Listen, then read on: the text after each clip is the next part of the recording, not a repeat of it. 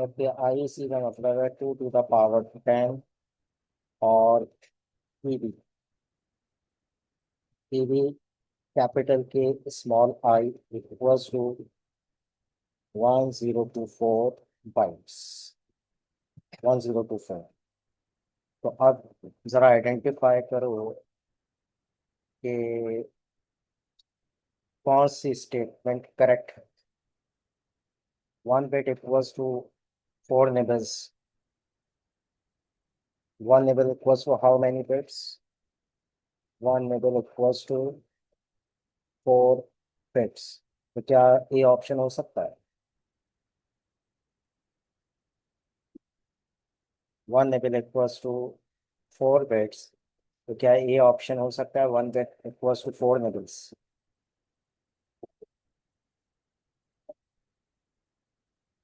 Yes और no?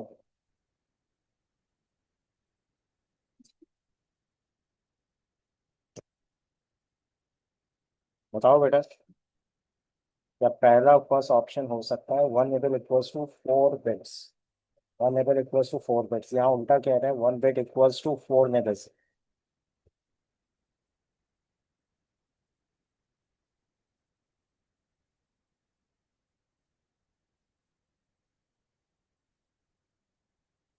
नहीं हो सकता, ठीक है, फर्स्ट ऑप्शन इनकरेक्ट है। अब आ जाओ, 1 byte equals to 16 bit। 1 byte equals to 16 bits का मतलब है कि 1 byte होता कितने बिट्स का है? 8 बिट्स का है। 1 byte equals to 8 बिट्स, तो क्या सेकंड ऑप्शन है? सेकंड ऑप्शन भी नहीं है। 1 byte equals to यहाँ 16 बिट्स लिखा हुआ है, तो सेकंड ऑप्शन भी नहीं। अब आ जाओ, 1 XB byte, 1 XB byte equals to 1024 अब इसके लिए आपको स्केल याद होना चाहिए। Bit, byte, EB byte, MB byte और PB byte, TB byte, PB byte और लास्ट है XB byte, XB byte. Last है एक्सबी बाइट। जब बिट से बाइट में जाने के लिए डिवाइडेड बाई 8 करते हैं, और बाइट से बिट में आने के लिए मल्टीप्लाई बाई 8 करते हैं। फिर बाइट से कीबी बाइट आने के लिए डिवाइडेड बाय 1024 करते हैं। फिर और मजीद फर्दर नीचे जाओगे तो डिवाइडेड बाय 1024। फिर और मजीद फर्दर जाओगे डिवाइडेड बाय 1024, 1024। जब हम स्मॉलेस्ट टू लार्जेस्ट यूनिट चाहते हैं तो डिवाइड करें, इसी तरह डिवाइडेड बाय 1024। तो याद रखने का तरीका क्या है कि जब आप छोटी यूनिट से बड़ी यूनिट में आते हैं, छोटी यूनिट से बड़ी यूनिट में आते हैं तो डिवाइड करते हैं, और बड़ी यूनिट से छोटी यूनिट में आते हैं तो मल्टीप्लाई करते हैं। तो अब वो कह रहे हैं कि भाई ईवी से टीवी में आ रहे हैं, तो ईवी से टीवी में आने के लिए हमें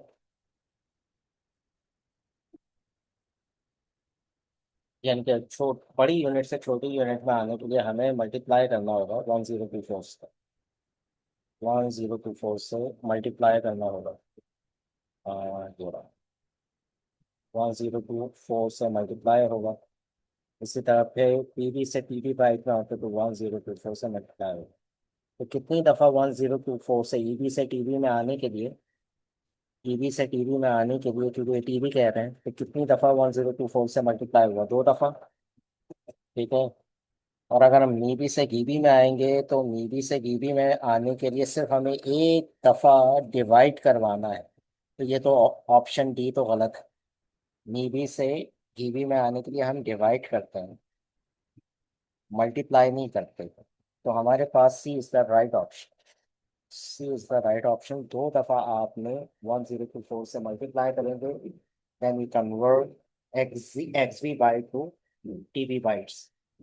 ये क्लियर है?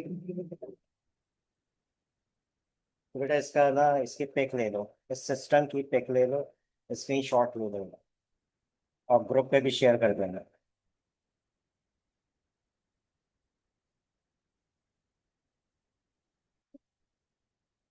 बेटा ये सबको समझ में आ गया या इसमें कोई मसला है?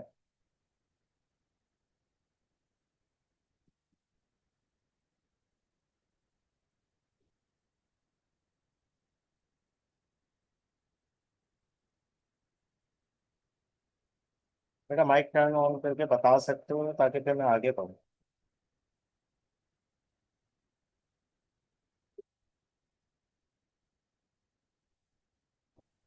खींच लिया सर, आप आगे इसमें। अब आ जाओ। An image file size has a resolution of 1024 pixels high or 1024 pixels wide. Okay, the color depth of 2 bytes. Colour depth आपको कितने दिए? 2 bytes। तो जब हम इमेज रेजोल्यूशन और कलर डेप्थ को आपस में मल्टीप्लाई करते हैं तो फाइल साइज आ जाता है हमारे पास। क्या आ जाता है? File size. But this file size is required in EB byte. Show your working, you must show all the steps. ठीक है, कैलकुलेशन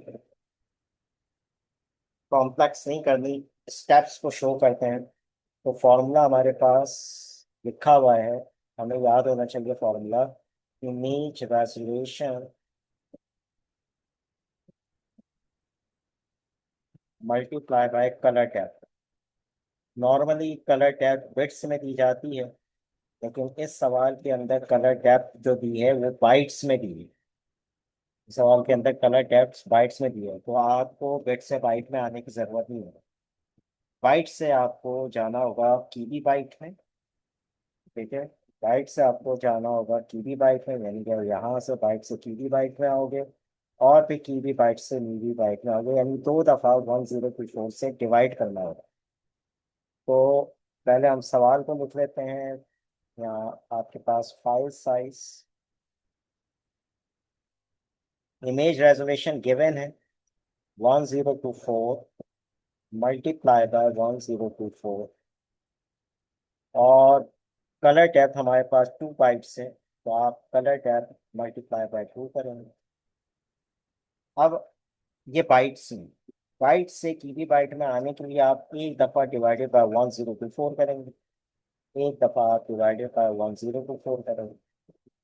ये आप आ गए मीबी बाइट से कीबी बाइट, सॉरी, ये अब आप आ गए बाइट से कीबी बाइट में। तो कीबी बाइट से मीबी बाइट में आने के लिए फिर आप डिवाइडेड बाय 1024 तक। ठीक है, अब इसको नॉर्मल कैंसिलेशन करेंगे। एक 1024 ये कैंसिल, एक ये कैंसिल, एक कैंसिल और ये कैंसिल। क्या बचा भाई? हाँ भाई, क्या बचा? सर 2। तो ये 2 MB आ गई। ठीक है,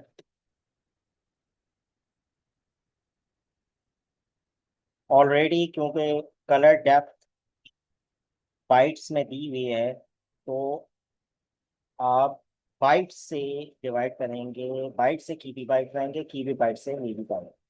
अगर ये कलर डेप्थ बिट्स में दी जाती तो फिर आप पहले बिट्स से बाइट में आने के लिए डिवाइडेड बाय 8 करते, जो यहाँ पे मैंने आपको बताया है। बिट्स से बाइट में आने के लिए आप एक दफा डिवाइडेड बाय 8 करते।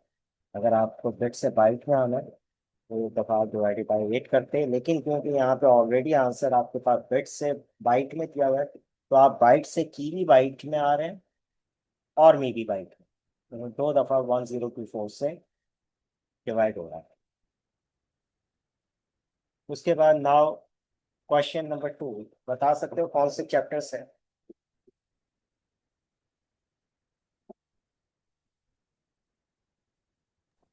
Internet and it's uses. हाँ, तो फंक्शन ऑफ वेब ब्राउजर जो है, फंक्शन और वेब ब्राउजर आपको बताना है। तो फंक्शन ऑफ ब्राउजर क्या है? पहला तो उन्होंने 2 फंक्शन बताए हुए हैं कि भाई एड्रेस बार, जहाँ पे आप यूआरएल टाइप करते हो, और दूसरा कुकीज को स्टोर करता है। अब बाकी फंक्शंस आपको अदर फंक्शंस बताओ। ठीक है, अदर फंक्शंस में बहुत सारे फंक्शंस हैं। ठीक है, आप बना सकते हो नेविगेशन, नेविगेशन नेविगेशन का मतलब है move from one page to another, from one web page to another. ठीक है, उसको कहते हैं नेविगेशन। और to display the content of the web page,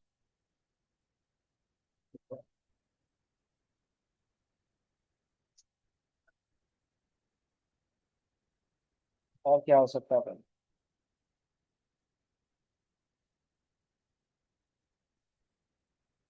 keep the track of keep the track or history of web pages। ठीक है, तो पहला आपके पास नेविगेशन टूल्स आप यूज कर सकते हो, आप लिख सकते हो navigation tools. So you can move from one page to another web page. और सेकंड, आप डिस्प्ले कर सकते हो content on the web page.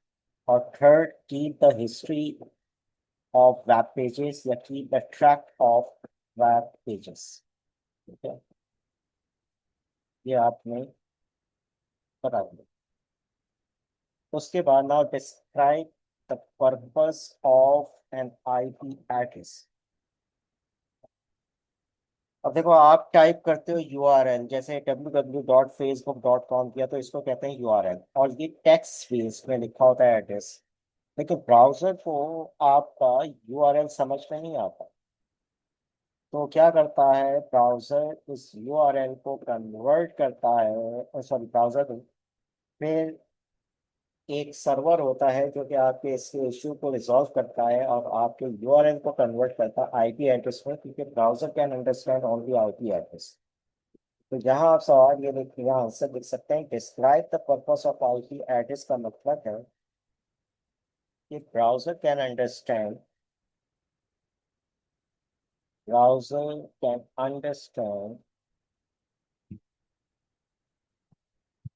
the IP address only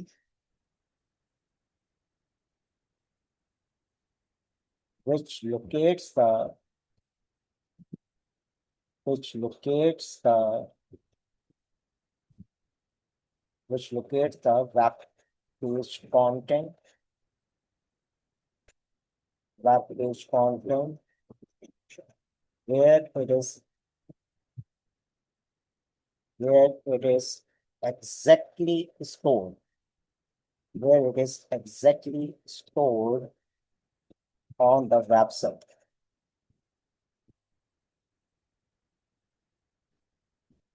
ठीक है, या फिर आप इसको ये भी लिख सकते हैं, browser can understand the IP address only which locates the web page content where it is exactly stored on the website। Now explain how explain how a URL is converted into IP address। तो ये कौन करता है? ये DNS server करता है। तो आप इसके एक्सप्लेनेशन करेंगे, browser asks the IP address from the DNS server, from the DNS and domain name server, domain name server, domain name service, sorry, domain name service, और ब्रैकेट में आप लिख दोगे, ब्रैकेट से बाहर लिख दोगे server. So browser asks the IP address from the DNS server, DNS server translates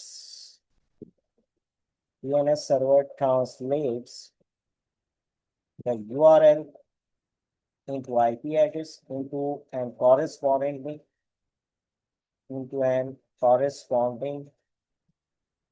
IP address.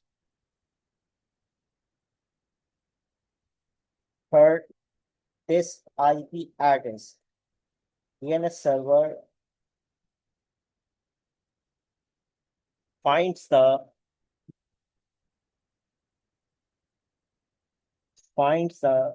IP address in database, and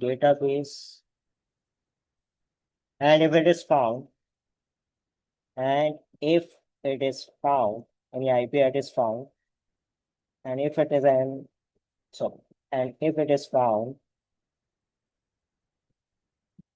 then this IP address, is returned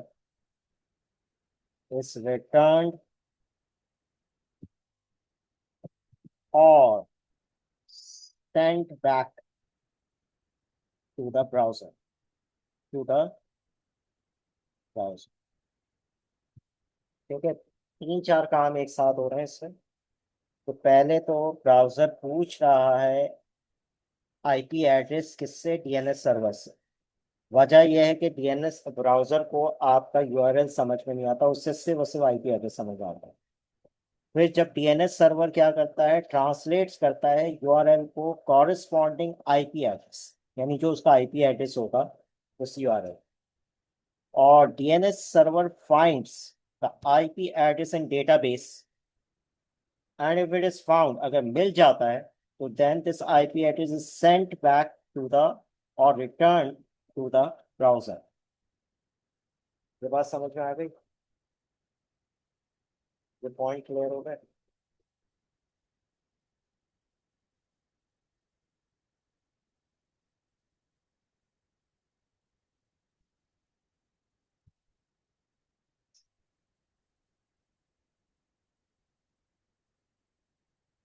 अच्छा भाई, कुकी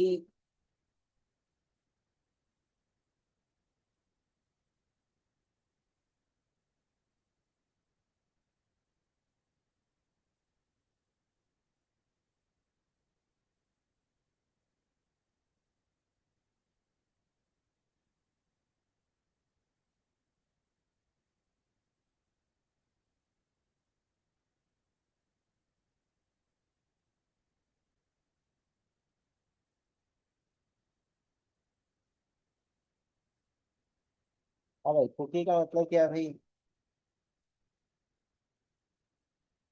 बहुत सारे कुकीज के मतलब है, कुकी के पर्पस अलग है और मतलब अलग है। ठीक है, कुकी का पहले मैं तुम्हें, क्योंकि यहाँ पूछा है what is meant by cookie, तो कुकी जो है वो आपकी, it is a small text file stored on user's computer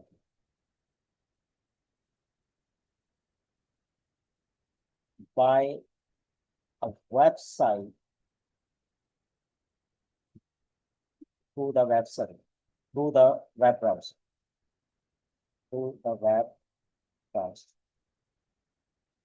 ठीक है, ये कुकी क्या होती है? एक स्मॉल टेक्स्ट फाइल होती है जो कि यूजर्स की इंफॉर्मेशन, यूजर्स की जो इंफॉर्मेशन है और जो यूजर्स की जो कंप्यूटर है, ठीक है, by the website through the web browser, वो स्टोर कर, okay, store on user's computer by website through the web browser.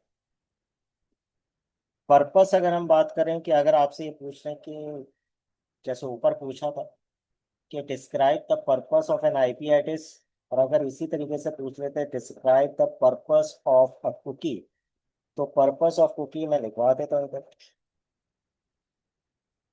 Purpose of cookie. ये सवाल का पार्ट नहीं है, सवाल से हट कर है, ठीक है। तो इसमें आप क्या क्या पॉइंट्स लिख सकते हैं? टू रिमेंबर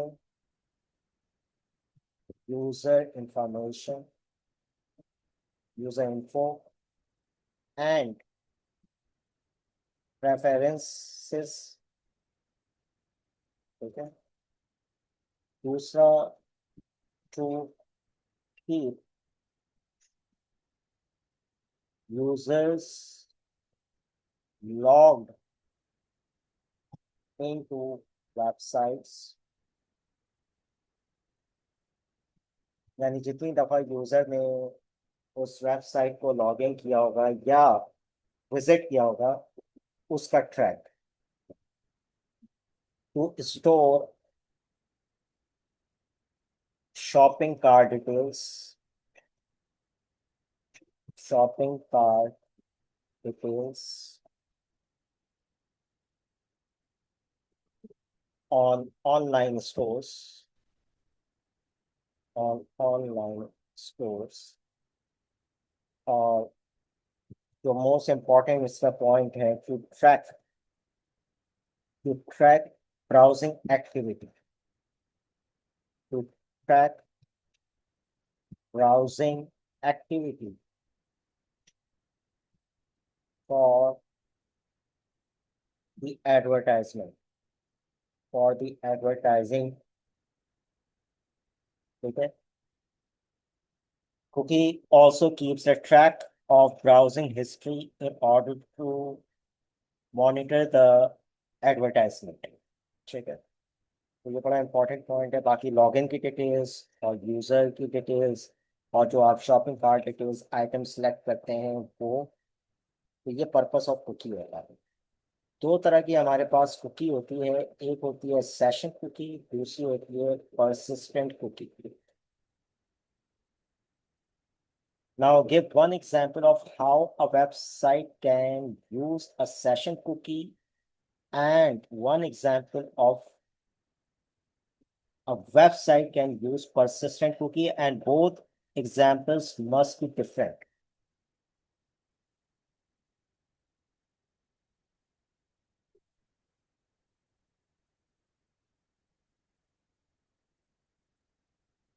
हाँ भाई, कोई सी एग्जाम्पल बताओ।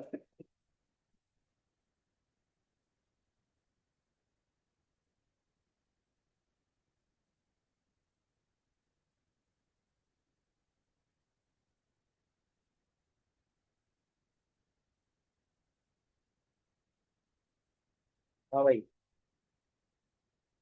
देखो परसिस्टेंट कुकी तो परमानेंट कुकी होती है, और सेशन कुकी जब तक उस वेबसाइट का पेज और वेबसाइट ओपन है या आपका ब्राउजर ओपन है तब तक वो सेशन कुकी एक्टिव है।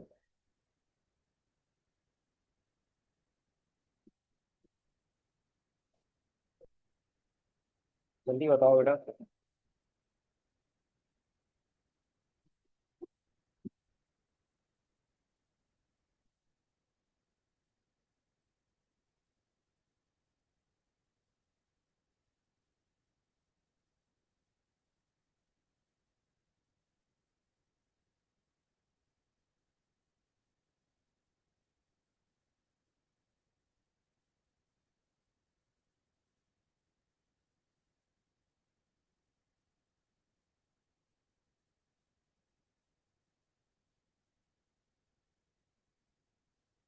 जब आप यूजर आईडी और पासवर्ड लॉग इन करते हैं तो वो फर्स्ट टाइम लॉग इन करते हैं, ठीक है, उस वन सेशन के लिए।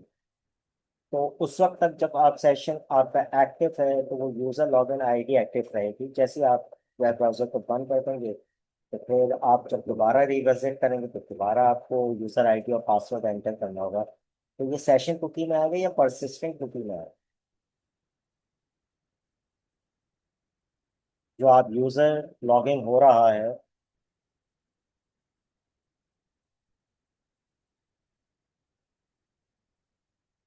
ये सेशन कुकी में आएगा। ठीक है। बार बार जब आप वेबसाइट को रिविजिट करेंगे तो आपको दोबारा यूजर आईडी और पासवर्ड देना होगा। तो यहाँ आप एग्जाम्पल में लिख सकते हैं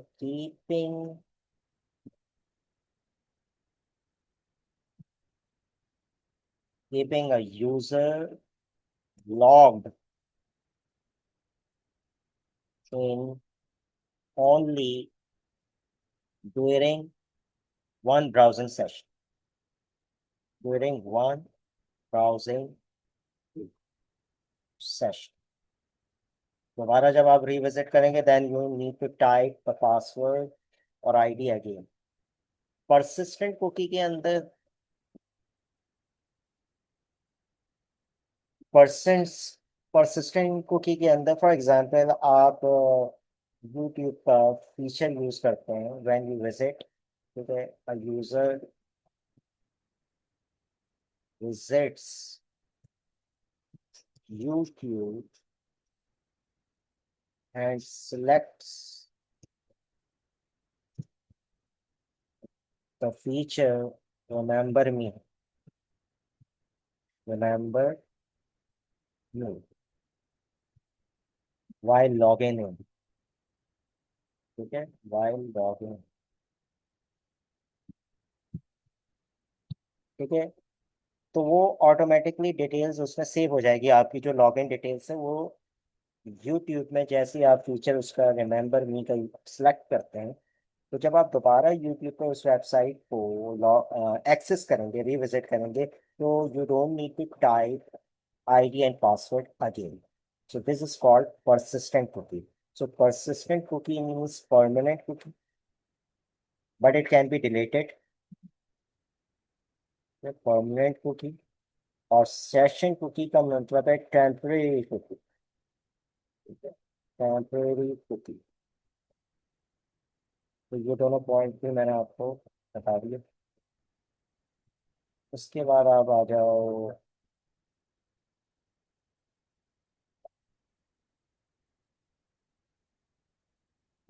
अब ड्रोन है, वो सवाल थोड़ा आइडेंटिफाई करो कौन से चैप्टर से। Question number 3।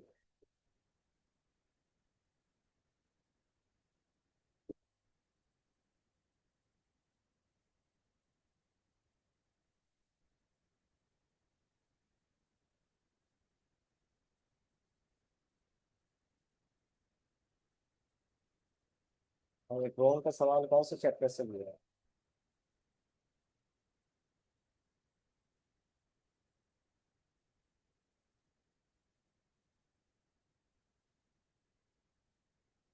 चैप्टर 6, ठीक है, सर ऑटोमेटेड। चैप्टर 6। हाँ, ऑटोमेटेड एंड इमर्जिंग टेक्नोलॉजी से लिया है, और उसमें भी चैप्टर 6 में हमारे पास 3 टॉपिक्स है, ऑटोमेटेड सिस्टम, रोबोट्स, रोबोटिक्स, और तीसरा है एआई, ठीक है, तीसरा एआई। 3 टॉपिक्स हैं चैप्टर नंबर 6 के अंदर। एक है ऑटोमेटेड सिस्टम,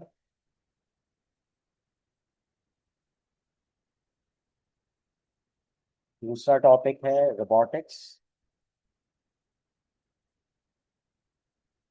और तीसरा टॉपिक है आपके पास एआई। और एआई में 2 चीजें हैं, एक्सपर्ट सिस्टम और machine learning. Expert system, machine learning. अब वो पूछ रहे हैं रोबोटिक्स से, उन्होंने सवाल पूछा इसको और लिंक किया है ऑटोमेटिक के साथ। So the drone is the robot to give 2 characteristics of a robot. क्या कैरेक्टरिस्टिक हो सकती है?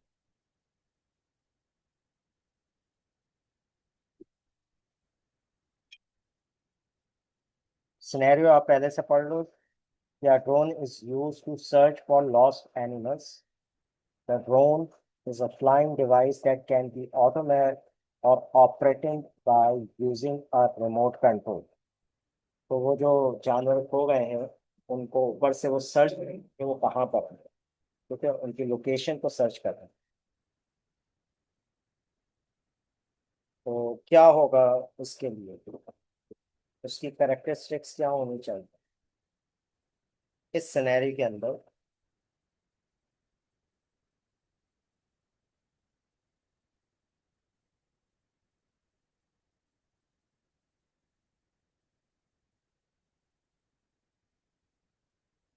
सोचो जल्दी।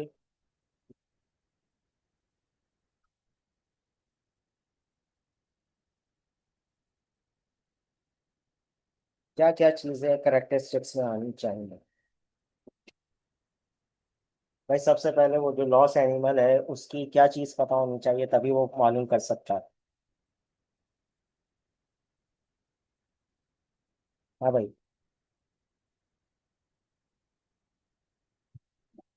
जल्दी बताओ। अगर वो किसी जगह पर खोया हुआ है जानवर, तो ड्रोन सबसे पहले उस खोए हुए जानवर की क्या चीज मालूम करेगा?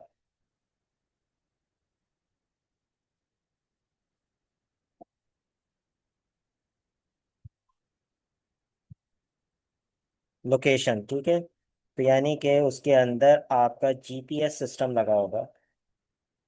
GPS navigation system. GPS navigation system helps the drone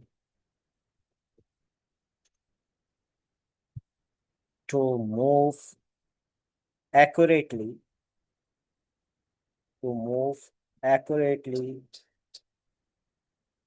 to the to specific location, to specific locations, ठीक है।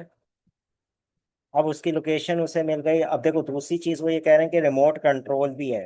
दोनों उन्होंने कहा, ऑटोनॉमस भी कहा है और रिमोट कंट्रोल। तो जब रिमोट कंट्रोल है तो इसका मतलब पहले से क्या होना चाहिए? या तो ह्यूमन कंट्रोल कर रहा होगा या फिर प्रोग्राम्ड होगा। ठीक है, वो रोबोट जो है वो प्रोग्राम्ड होगा टू फाइंड द, ठीक है, टू फाइंड द लोकेशन। ठीक है, कि जानवर कहाँ पर है। तो इसको आप कह सकते हो कि, अच्छा दूसरा और क्या हो सकता है कि उस ड्रोन के ऊपर कैमरे भी लगे हो सकते हैं। ठीक है, उस ड्रोन के ऊपर कैमरे भी लगे हो सकते हैं। तो सेकंड आप ये कह सकते हो programmed, controlled by, controlled by human, और प्रोग्राम, पहले से प्रोग्राम हुआ हुआ है। ठीक है, जो कि लोकेशन को सर्च कर रहा है। Program to follow the search route automatically. Program to follow, to follow search routes automatically.